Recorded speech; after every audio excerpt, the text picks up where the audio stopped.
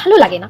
দুদিন আগে সরস্বতী পুজো শেষ হলো, এখন আমার মন থেকে ভ্যালেন্টাইন ডে হাওয়াটাই বেরায়নি। বসন্তকাল আসছে, আর এদিকে উচ্চ মাধ্যমিক পড়া। উফ, পড়াটা খালি পরীক্ষাটা শেষ হোক না। একটা তো সব বন্ধুরা মিলে একটা পার্টি করবো উচ্চ মাধ্যমিক শেষ হলে। তারপর বেলা 12টার আগে ঘুম থেকেই উঠবো না, যতই মা বলুক। তারপরে উচ্চ মাধ্যমিকটা শেষ হলে হাতে তো অঢেল টাইম থাকবে, তখন তো একটা ফিস্টও করে নেবো বন্ধুরা মিলে, কত ভালো হবে। কিন্তু আমাকে যে এখন উচ্চ মাধ্যমিকের পড়াটা মুখস্থ করতে হবে। কি, এক কাজ করি, একটা মোবাইলে গ্রুপ ক্রিয়েট করি বন্ধুরা মিলে। একটা গ্রুপ ক্রিয়েট করে নিয়ে ফান্টু বলে, পরীক্ষার পর এই গ্রুপের সবাই মিলে জমিয়ে আড্ডা দেবো। পরীক্ষাটা শেষ হয়ে গেলে কোথায় যাব?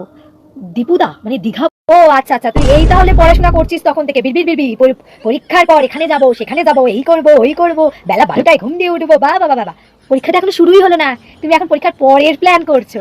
কিচ্ছু হবে না তোর জন্য, তোর ভবিষ্যৎ অন্ধকার। শুধু শুধু খালি পয়সা ঢালা, মানে ওই আর কি। একবার পরীক্ষাটা শেষ হোক না।